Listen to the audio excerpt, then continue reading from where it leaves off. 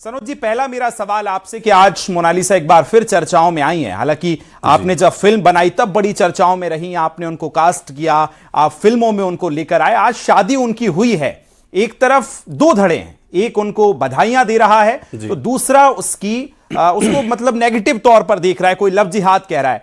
आप कैसे देखते हैं सनोज जी? ये बधाइयां देने वाले हैं कट्टरपंथी, इस्लामिक लोग और वामपंथी लोग। जो राष्ट्रवादी लोग हैं उनको पता है कि एक महाकुंभ से जो उत्पन्न हुई थी, एक जो बहुत बड़ा एक आयोजन हुआ था माननीय योगी आदित्यनाथ ने जो किया था, उसकी पवित्रता को किस तरह से पीएफआई के लोगों ने और जो लव जिहाद करने वाला जो ग्रुप हमारे देश में चलता है, जिसको बहुत बड़ी फंडिंग होती है, किस तरह से एक साधारण सी लड़की को ब्रेन वॉश करके और एक सनातन धर्म की जो एक पहचान बन रही थी उसको ले जाकर एक अलग जगह में, जहां मतलब कोई ना जाने, उसको महाराष्ट्र में शादी कर सकते थे, यूपी में कर सकते थे, दिल्ली में कर सकते थे, नहीं किया। इसको लेकर कहाँ गए? केरल जहाँ पर पीएफआई का मेन अड्डा है, जहाँ से फंडिंग होती है, जहाँ पर ऐसी लड़कियाँ जो थोड़ा सा भी पॉपुलर होती हैं हिंदू धर्म में, उनको बरगला करके दूसरी जगह ले जाया जाता है ताकि धर्म पर और समाज में और सनातन धर्म को लेकर गलत मैसेज जाए। और मैं आज बहुत दुखी हूँ। मैं पिछली बार इसी फिल्म को लेकर के जेल गया। इस फिल्म को लेकर के लोगों ने मेरे खिलाफ साजिश की, क्योंकि फिल्म धर्मांतरण पर आधारित है। और जेल जाने पर मुझे उतना तकलीफ नहीं हुआ था जितना तकलीफ मुझे कल हुई जब इस बात को मैंने सुना कि वो उन्होंने किसी विधर्मी से शादी की, वो भी मंदिर में जाके। अरे शादी ही की थी तो भाई जाके सीधे से आपको कलमा पढ़ लेना चाहिए था।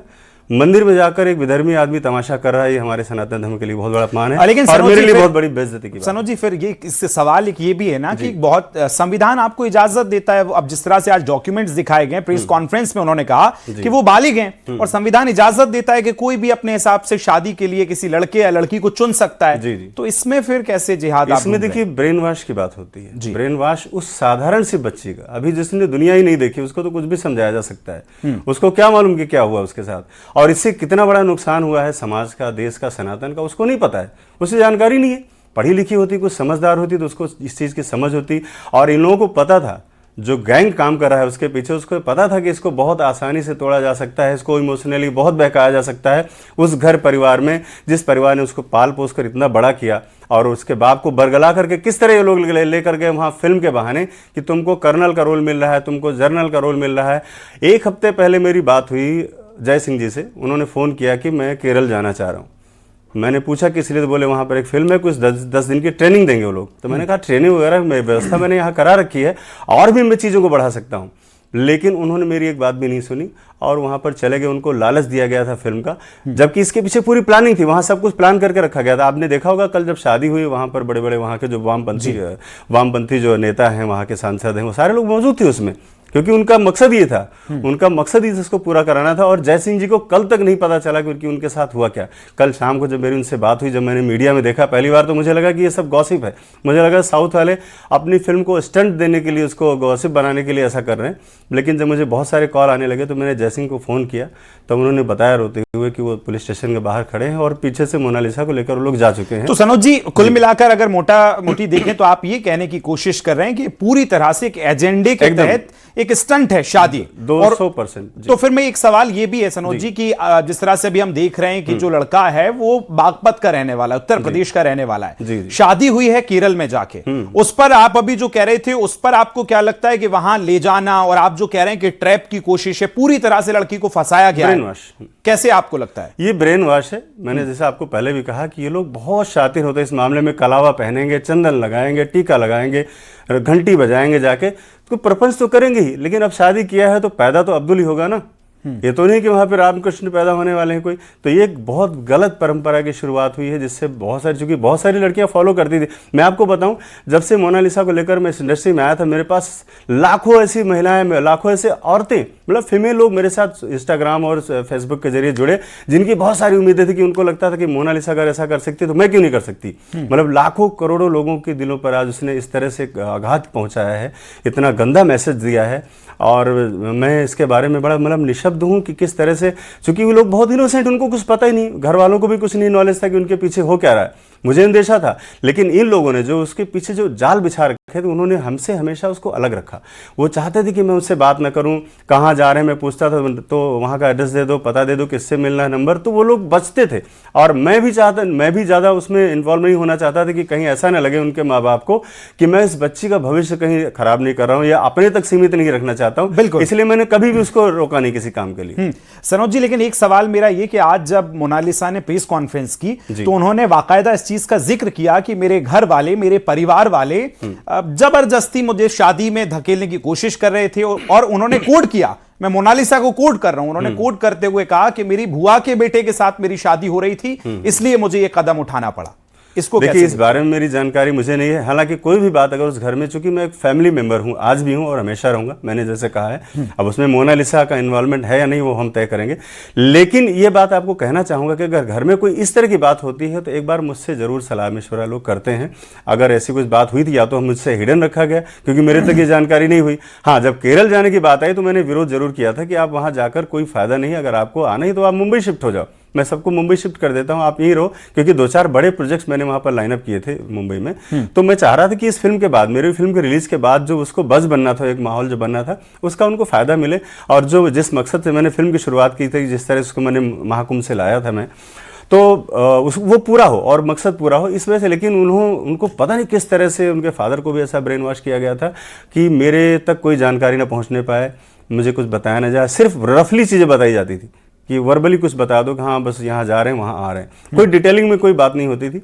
और कल जब ये सारा कुछ हुआ तब ये सारी चीज़ें निकल कर बाहर आई कि वहाँ उनके फादर को वर्दी पहनाई गई, कर्नल के रोल के लिए उनको तमाशा किया गया कि तुम्हारा ऑडिशन हो रहा है। ये सब 8-10 दिन से वहाँ पर चल रहा था। उसके पीछे सारे वामपंथी और पीएफआई के लोग, जो रिटायर्ड लोग हैं, वो लोग मिलकर पूरी सब प्लानिंग करके, शादी कहाँ होनी है, कितने बजे लड़की को कहाँ ले जाना है, सब प्लान पहले ही से था। ये तुरंत कुछ नहीं होता है। तो आप कह दें कि नहीं गए वहाँ बड़े प्यार से शादी कर लिया जाकर, ऐसा कुछ नहीं है। और जैसे कि लड़के के फादर ने मुझे, जय सिंह ने बताया कि वो नहा रहे थे, उसी बीच कमरे से बाहर निकले, देखा मोनालिसा नहीं है। और बाकी बाद में पता चला कि पुलिस में उन्होंने जाके कंप्लेन किया है कि फादर से उनको खतरा है। अब आप बताइए कि एक बाप इस लड़की को लेकर के गया था, इसके सपनों के लिए गाड़ी चलाता हुआ जा रहा था, मुझे वीडियो कॉल पर उन्होंने दिखाया कि केरल के गलियों में घूम रहा है अपनी लड़की को लेकर, और अचानक से उसकी लड़की उसके हाथ से निकल गई, सामने से पुलिस के साथ वो ये आप आज और कल का जिक्र कर रहे हैं, ये बहुत एक्सक्लूसिव खुलासा आप कर रहे हैं कि उसके पिता उसको लेकर गए थे। पिता जब नहाने गए उस दौरान मोनालिसा वहां नहीं मिली, इसकी शिकायत पुलिस से की उन्होंने। हाँ, वहां पुलिस में क्या आपकी बातचीत पूरी क्या हुई है वो जरा? मेरी बातचीत हुई है कि वो पुलिस में जाकर उसने खुद ही कंप्लेन कर दिया कि फादर से मुझे बहुत डर है और मैं इसके साथ प्यार करती हूं। हाँ, केरल में। और फादर को फिर पुलिस में बुलाया गया और वहां पर उसने कंप्लेन की, लेकिन कंप्लेन दर्ज नहीं की गई क्योंकि उसने कहा कि मैं इनको अरेस्टिंग, गिरफ्तारी नहीं चाहती हूं, मैं सिर्फ फ्रीडम चाहती हूं। और ये कह करके वो सारे लोग जो वामपंथी लोग थे, जो वहां पर मुसलमानों का गिरोह था, वो लेकर के उसको एक तरफ चला गया और बाप अकेला सिर्फ खड़ा रह गया वहां पर। सनोज जी, फिर मेरा यह भी सवाल, जिस तरह से हमने देखा और आज मोनालिसा ने भी जिक्र किया कि उसके पिता वही हैं लेकिन वो शादी में शामिल नहीं हुए, तो आपकी जब बातचीत हो पाई हो तो क्या पिता को यह पता था कि अगर वो केरल जा रहे हैं तो वहां मोनालिसा शादी करने वाली है? नहीं, बिल्कुल नहीं जी। एक पैसे का जिक्र नहीं था वहां, तो उनको यह था कि वो कर्नल का रोल करने जा रहे हैं वहां पे, और लड़की की 10 दिन की ट्रेनिंग के बाद शूटिंग चालू हो जाएगी वहां पर। सिर्फ यही था, ये मैटर था ही नहीं। ये तो इन लोगों का प्लान था किसी तरह से इसको निकालो यहाँ से, मध्य प्रदेश से लेके जाओ, क्योंकि यहाँ पर राष्ट्रवादी सरकारें हैं, यहाँ पर इस तरह का कांड नहीं हो सकता। यहाँ बजरंग दल टूट पड़ेगा, विश्व हिंदू परिषद टूट पड़ेगा, शिवसेना वाले मारेंगे। तो इसलिए इन लोगों ने उसको सेफ साइड में लेके गए, जो पूरा गढ़ है, पीएफआई का जो गढ़ है, और उसी के सारे लोग यहाँ बागपत तक तो वही फैले हुए ना। क्या है बागपत में, आप मुझे बताइए? पूरा गढ़ है, वहां पर कितने सारे लोग अभी, कितने टेररिस्ट, आतंकवादी सब पकड़े गए।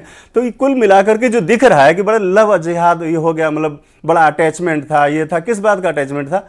मुझे ये बात बताइए आप। ना उस धर्म का है, ना मिला है, ना जुला है। सोशल मीडिया पे बातचीत करके सिर्फ उसको ब्रेन वॉश किया क्योंकि वो लड़की बड़ी इनोसेंट थी और उसको कुछ भी समझाया जा सकता था। और मेरे बीच में गैप इसलिए पैदा कर दिया गया कि कहीं मैं उसको सही रास्ता न बता दूं। सनोज जी, इस पे मैं जरूर आपसे बातचीत करना चाहूंगा क्योंकि हमने देखा कि महाकुंभ के दौरान बड़ी वायरल हुई मोनालिसा। उसके बाद आप पहले शख्स थे जिन्होंने उसको फिल्म लाइन का ऑफर दिया, उसको ग्लैमरस दुनिया दिखाई, उसको पूरे उसके साथ रहे, परिवार के साथ कनेक्ट रहे।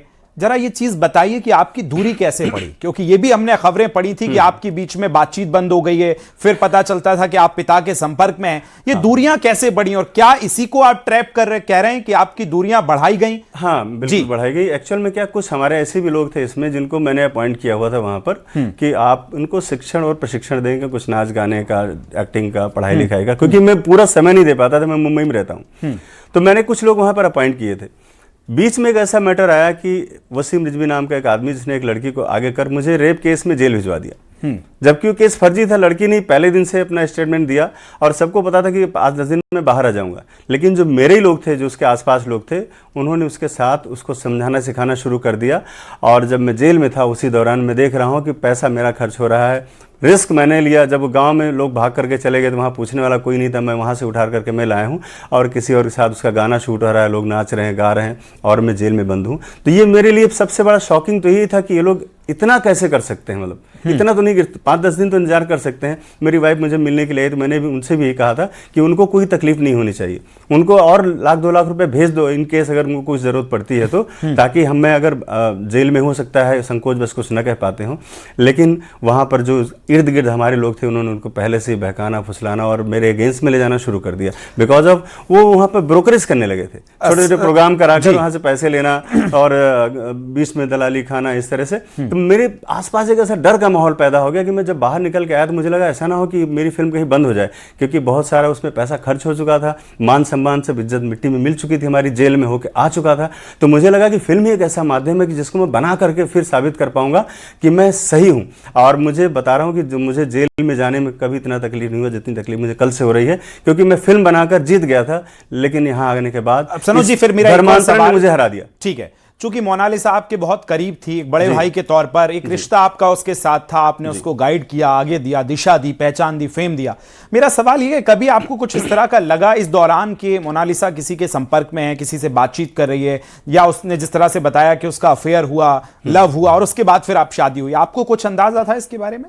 नहीं, इस बारे में जानकारी नहीं थी। और दूसरी बात मैं एक आपको बताना और चाहूँगा कि जेल से आने के बाद जिस तरह से लोगों ने मेरी इमेज खराब करने की कोशिश की थी, तो मैं मोनालिसा से कम बात करता था, मतलब जहाँ तक ज़रूरत होती थी। या तो हम लोग सेट पर जैसे रहे 2-3 महीने तक, तो वहाँ उसको सीन समझाना, सारे डिटेलिंग, लेकिन मैं बिना वजह फ़ोन करके उसका ब्रेन वॉश करना या पूछना कि तुम्हारा किसी से अफेयर है क्या नहीं, ये कभी नहीं करता। जो ज़रूरत होती थी कि भाई एक वीडियो बनाना है, इस पर डायलॉग बोलकर मुझे भेज दो, बस उतनी ही बात करता था। हाँ, बातचीत में करता था जय सिंह से, उनके फादर से मेरी बातचीत होती थी। और मुझे ये लगता था कि कहीं बंजारों को ये ना लगे कि ये गलत आदमी है या हमारी लड़की को कुछ भड़का फुसला रहा है, इसलिए मैं कभी भी फ़ोन करते नहीं था।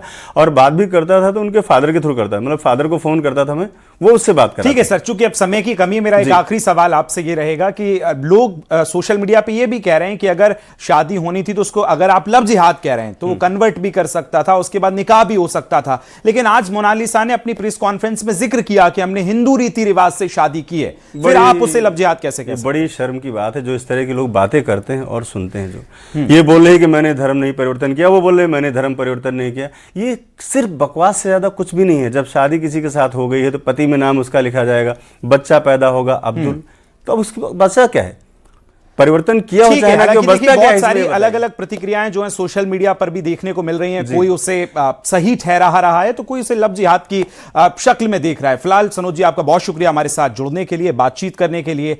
तो महाकुंभ के जरिए वायरल हुई मोनालिसा